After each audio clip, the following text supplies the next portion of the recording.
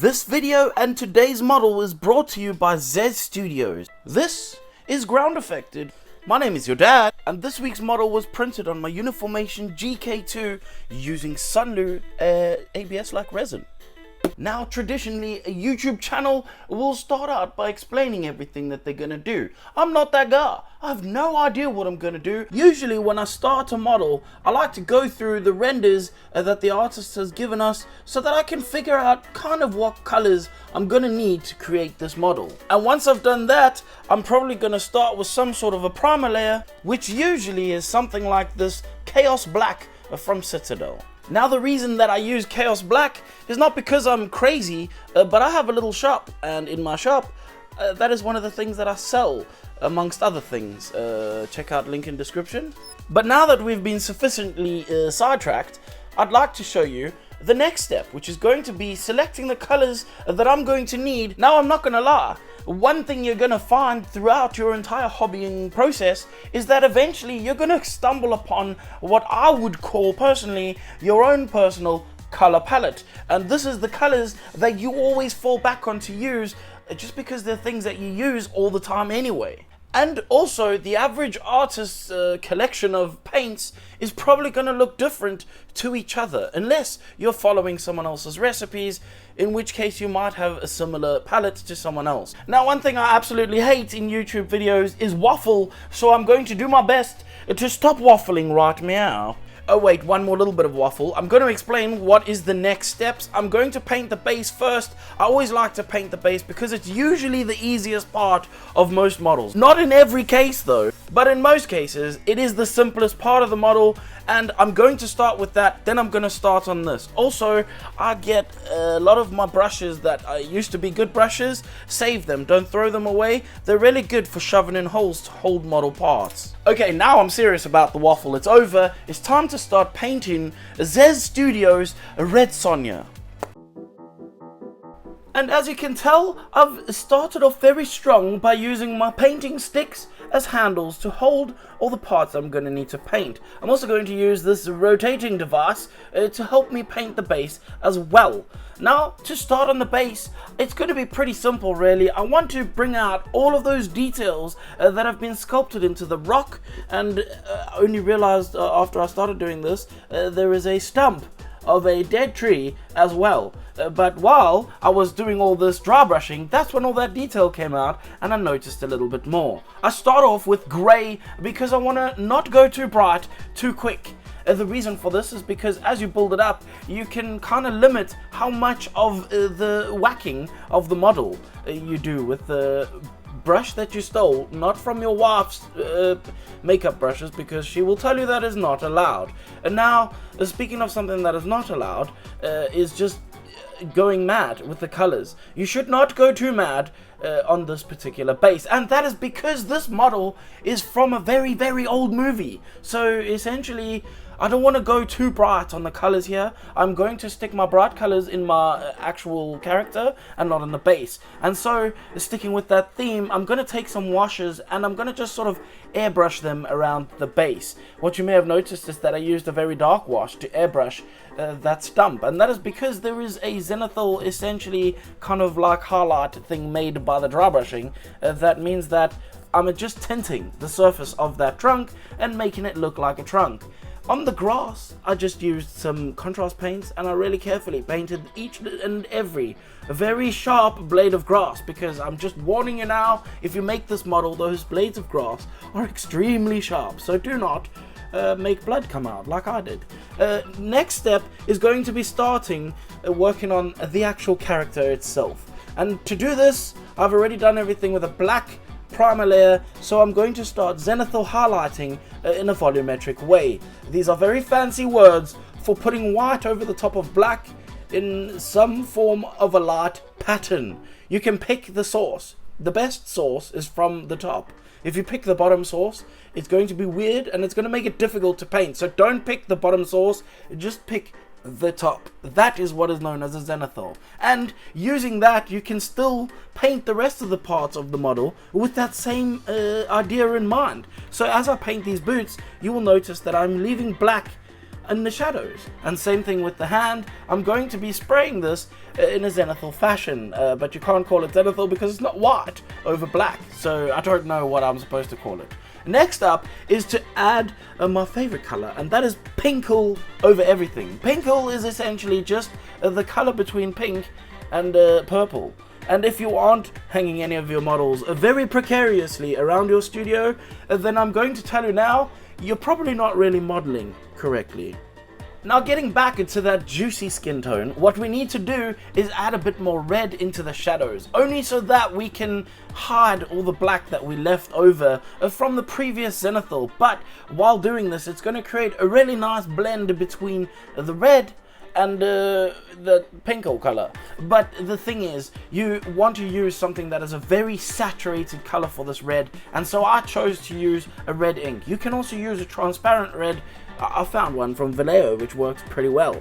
And now I tried to give these hands and legs or feet a little bit of an extra depth of layer by adding in a wash. And at first I thought the light wash was going to work, so I ended up mixing two to make it darker because the light wasn't light and it needed to be darker. If you're going to add contrast, you need to make sure that there is contrast. That is the trick. Speaking of tricks, I'm going to be doing my famous trick of painting skin tones, which isn't really that famous, but it's famous enough for a few people on the internet. And that is just going to be spraying the skin tones consecutively over the top of that lovely pinkle and red that I laid down before. I had someone comment in a previous video that I'm lying and not showing one of the steps, and I think what they may have missed is that I'm just adding water, and the thicker or thinner you make these layers of skin tone is going to depict how different yours is going to look to mine. If your paint is too thick, you're not going to get anything like the effects that I'm getting on my model.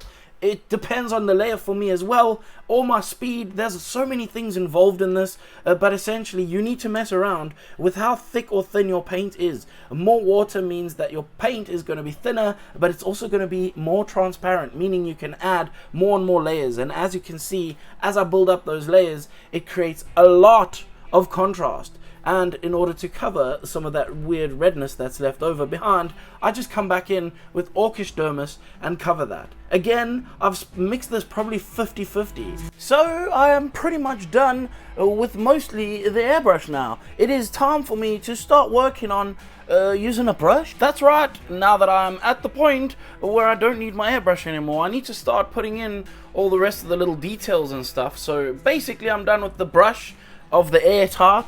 And now it's time to get out my wet palette and start painting the rest of the details. Not that, because that's already done. Damn it, I'm still not very good at doing this thing, but I'm still trying. If you like what you see, maybe you want to support me, check out my Patreon. But speaking of Patreons, you should definitely check out the sponsor of this week's video, which is Zed Studios. This is a Patreon over on the Patreon app, whereby you can subscribe and you will receive 3 highly detailed sculpts every single month, as well as the busts that come with those, and 3 poster arts to go with your works. Check them out in the description down below. And now getting back to the model, it is a pretty simple task of just blocking in most of the main colors that are left to block in. Obviously, now that the skin tones are done, that's essentially the easy part out the way. It is now a long, arduous task of just painting detail after detail. And the first detail that I've decided to start with is the bandages around her kneecaps. And also there is one on her thigh and on her arm as well. But those, I'm going to paint with a grey. This is just a neutral grey. It's not dark and it's not light. I need to just be very careful with this. Making sure that this is as tidy as possible is the key to this particular step. The minute that you are done painting your first one of your base colors, you need to move on to the next base colors. But some of these things require you to come back over other things a little bit later on. So this means that I'm going to start becoming frantically painting like an ADHD infused squirrel. This is because I cannot keep my attention in one place at a time, and also because I get bored of painting one strap or two straps over and over again. This is not the kind of thing I enjoy doing, so I will go back and forth and sometimes complete a task, and sometimes I will get distracted and complete a completely different task. Also, sometimes I start from the bottom and sometimes I start from the top. This is not really a rule. I like to start from the bottom. I have set it as a rule for myself to start from the bottom, but this is not always the way that things work. What I'm trying to get at is you don't have to stick to one thing. Whatever someone says on the internet is not the be-all and end-all of how to do a thing. However, doing a thing, what you may have noticed is that while I was distracting you with my terrible speech of doing things, I painted that hair with a grey, and now it makes it so much easier for me to come back with red that will actually look like red over the top of that grey, instead of it being black, because then it wouldn't be red. It's a whole thing about color. I should probably make a video about that, but it's a very long video, and I don't think I can physically capacity the mentality of the but what I can capacity is painting this model, and that means that I'm going to now explain to you how I painted the golden pieces on the model, and that I just used bronze, because gold is the worst color to paint, but this bronze is very nice. It paints very nicely from Monument Hobbies. It's one of the colors that I like a lot.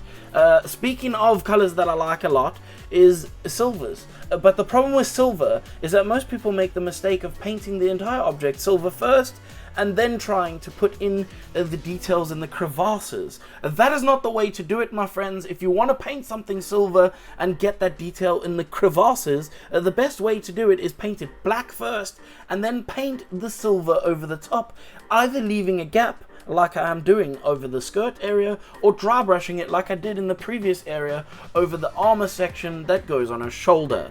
Painting it like this over the skirt was the worst idea, only because it took too long and I did not enjoy taking too long doing this. However, this produces the better looking result in my opinion, so take that with a grain of salt.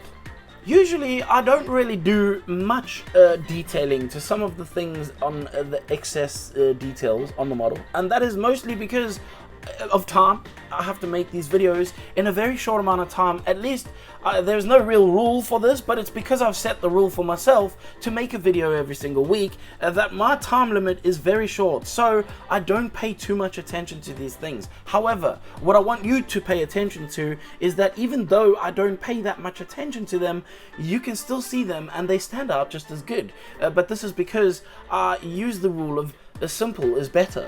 More is less is more is more, and less is basically what I'm trying to say is try not to put the entire kitchen sink into the whole model, because you might just be overdoing it. I want to show you another little technique for painting that silver, and this time it's going to be the way that I said is not the best way of doing it. You want to paint the object solidly silver first. This works really well with this because the crevasses are deep enough. I'm going to use my airbrush to give it some shape, and after that I'm going to take an oil wash or panel line wash and go back into the crevasses with that. But you want to make sure to come back and dry brush the highlight areas again later, otherwise it will not stand out and it will just look like you didn't even try.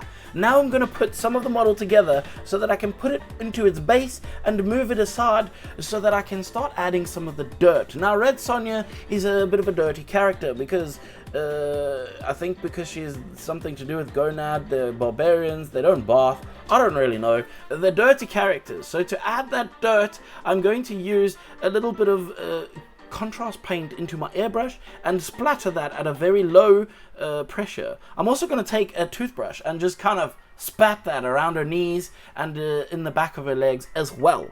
Now I want to also add a little bit of gore to this particular model because it is Red Sonja. She does a lot of the deadening of bad people, so there is going to be a lot of gore around the model, and I used the same techniques with my airbrush and a very low pressure to make some spatters all around the model. And now getting back to the weapons, and I'm going to do a very similar technique as I did on the shoulder guard armor thing, and I'm going to dry brush the entire axe, coming back with a panel line wash to get the crevasses a little bit deeper, and then dry brushing it again later. I'm going to put that aside to dry. While I dry brush the freaking head of this model. She has a very bright red hair, and so I wanted to make sure that that hair read as very red.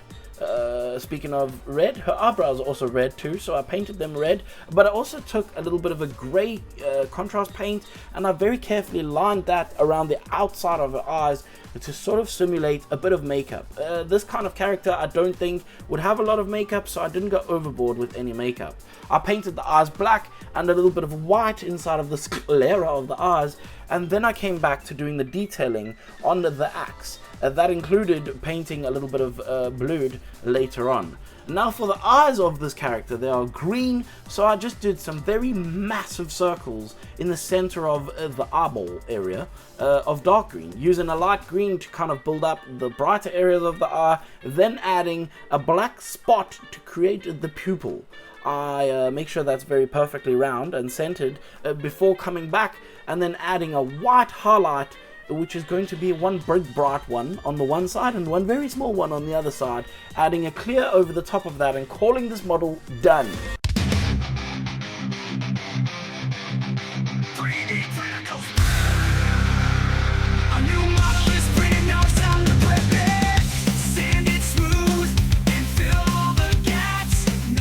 Hopefully you remember to wipe more than enough and wash your hands when you're done from watching this video. But more importantly, hopefully this actually gave you some inspiration. Maybe you were afraid to start painting your model, and this video was that catalyst which sent you over the edge, and you're now going to paint your first model. And if you are, I wish you the best of successes.